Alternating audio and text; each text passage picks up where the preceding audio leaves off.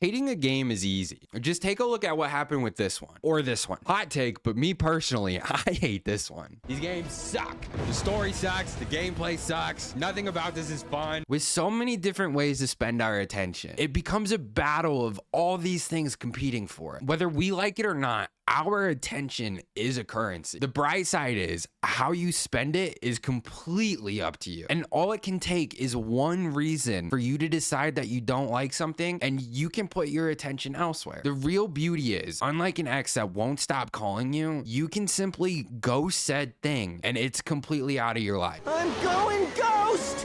My ex's reason for ghosting me was my small pecker. But it begs the question, why is a game that's subject to years of bad updates, matches that boil down to each side screaming derogatory comments at each other, and it just overall leaves you feeling like you would have been better off spending your time chewing drywall? Why would people keep giving this game their attention? Well, that's the magic of Dead by Daylight. Dead by Daylight is an asymmetrical horror game where a team of 4 survivors faces off against 1 killer. When playing Survivor, your main goal is escaping the trial alive. You do that by completing these 5 generators that are randomly scattered throughout the map. Once you complete the 5, the exit gates are powered up, you run over there, open them up, and then you run your little happy ass out of the tribe. It sounds easy enough. The one hitch to the game is the fact that a killer's introduced. And this killer's sole goal is making sure that you don't complete the generators and that he sacrifices your cute little ass to the entity. As a sidebar, the entity is like the god of this realm, who sees all of us just living our best lives and decides to pluck us all up and then force us into this twisted and kind of kinky game of cat and mouse. If you let it, it can suck years off your life. So I mean, obviously in the intro, I alluded to it a little bit, and you may be wondering what about this game is so bad that giving your attention to it is a bad thing. And I'm so glad you asked, person on the other side of the screen. Well, for one, we get shitty content updates that happen every couple of months, and it completely changes the game. You will likely spend hours learning a laundry list of perks and killers and maps just for everything to be turned on its head at the next balance update. And I trust me, I realize that trying to balance a game like this is next to impossible. You have 2 sets of opposing human beings that have different skill sets within the game, of course. I mean, you could be going against some people that have like challenges with like their hands or whatever, but I mean, that's like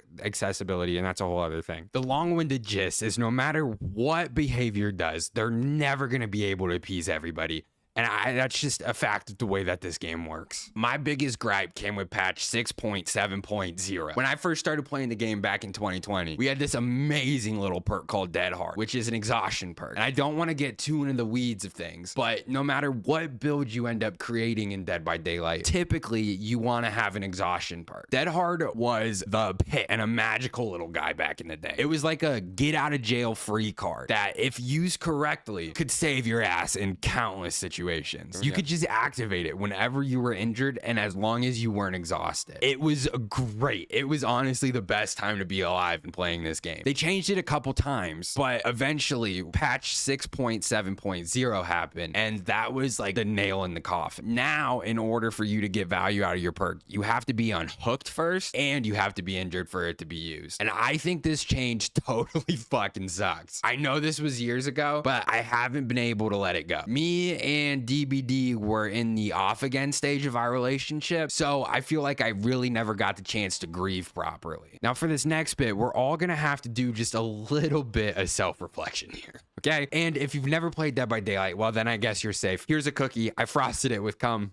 I know that I've had my fair share of problematic times playing Dead by Daylight. I've never said slurs though, so don't try to come at me for that one. Most of my games I've been live, so I couldn't say slurs even if I wanted to. I've met tons of amazing people playing this game, but one of the biggest issues that I think exists in Dead by Daylight is the community itself. Whether it's complaining about the updates, which I am guilty of, endgame chat that will have you guessing what slurs you were just called using context clues and just asterisks fill in the blanks. Both sides vocally screaming about what they believe to be the biggest issue in the game is. Survivors talking about tunneling, killers talking about surviving with friends. I mean, you can really do this all day, and I guess that's kind of like the crux of this whole issue, right? Both opposing sides always feel like they're right. And I mean, if you think about it to a degree, it kind of makes sense, right? Like Dead by Daylight's been going for what, like 9 years now? Like 10, 9, whatever the fuck fuck it is. It's been a long time. And so you have a lot of people who are super heavily invested into this game, and they have also spent thousands of hours playing it. So every time something does happen, whether it's a change, new introduction, what have you, you're gonna have a very loud vocal fan base who's gonna talk about it. It just, I don't know, like sometimes it can like leave a bad taste in your mouth. That's all. Now, like the icing on the cake, I think it kind of goes hand in hand with the balance, because I mean it's done by the same people, but at the end of the day, the devs behind this game, they make some questionable decisions, to put it lightly. If you didn't know any better, you would think that the devs just wanted their own game to fail, which like again, it kind of circles back to, I understand how hard it can be trying to balance this. I'm not a game dev, I'm no genius, but dude, some decisions, they just seem like they would be so easy to make, and they just don't do it. Or the way that they talk with the community, they just do it so terribly. Or the way they justify some decisions, it doesn't make any sense. If you're thinking, Amazy, this game sounds like it sucks. Amazy, this game sounds boring. Amazy, I would hate this.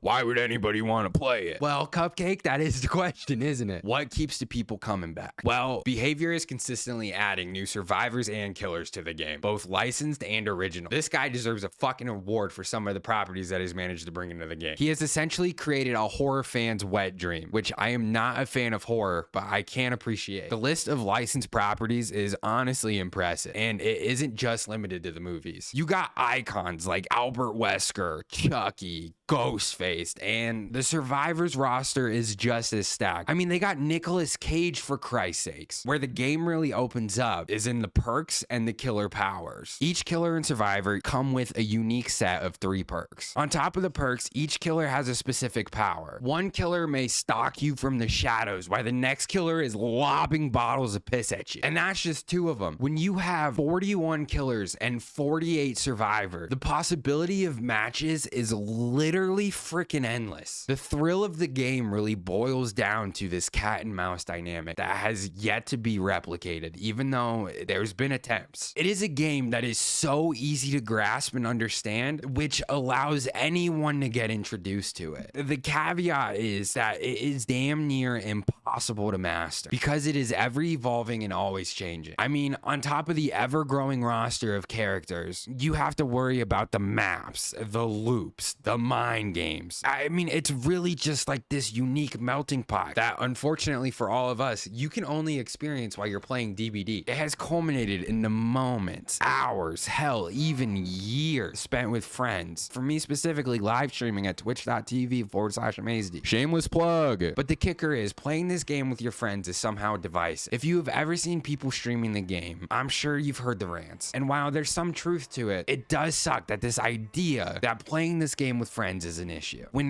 90% of my best gaming moments have happened during this game, surviving with friends. And you want to talk about real beauty? I mean, take my little fucking ragtag group of misfits and just throw us all in there 6 years ago. We were busy trying to learn how to avoid the guy who went invisible to flash forward, and now we got to worry about a fucking crow lady who throw these massive ass birds at us that can hit you through walls. And that's not even talking about what lies ahead, because I mean, Lord only knows what's coming next. And because of all this, Dead by Daylight is easily the game that I have the most hours in. If I would have done it all solo, I probably would have blown my shit off smooth years ago. While I've had my ups and my downs with this game, the past 6 years have helped form some of my most fun gaming moments, and plenty of core memories that will never leave me. It's why, hell, I may complain sometimes when my friends bring it up. They may complain sometimes when I bring it up. But at the end of the day, I don't think we will ever be able to put this game down. We'll be stuck playing this silly little game forever, learning the inevitable new killers, new perks, new maps, all the things that will be at our disposal. Hell, we'll probably continue playing this stupid ass drinking game called Drunk by Deadlight. Drunk by Deadlight? Drunk by Daylight. Jesus Christ, am I drunk now? It's a fucked up game. I 10 out of 10 don't recommend it unless you're willing to accept that your brain cells will be killed. I don't even remember how the foxy little minx ended up coming into our lives, but by God, I shudder at the idea of the amount of alcohol that has been consumed playing it. The rules are as follows if you ever want to take a crack at it. Beer drinkers, what I do, instead of taking a shot, I just shotgun a beer instead. Good luck. So, I mean, all this begs the question, right? What is the magic of Dead by Daylight? It has a gameplay loop that is so simple in theory and features a constantly evolving cast of characters, but it gives players the chance to create lasting memories with friends both new and old. The attention isn't paid so much to the game, it's paid to the people who are playing the game. Dead by Daylight just so happens to have all the right ingredients to create this magical pot of soup that's never gonna taste the same the first time you play it, the 500th time you play it, or even the 1000th time that you play it. And maybe that's why so many people spend their time complaining about it and can never let it go. Old players come back, new players get roped in, and for all the reasons mentioned, we all just keep playing this fucking game. Kisma? What the fuck is Kisma?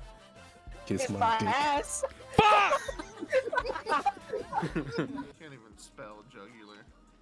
Gee. Oh, fuck me. Oh no!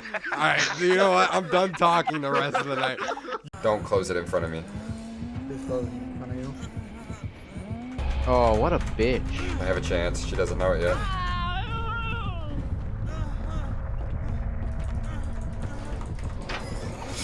Fuck you, bitch! Sorry. God, my mom's gonna beat my ass.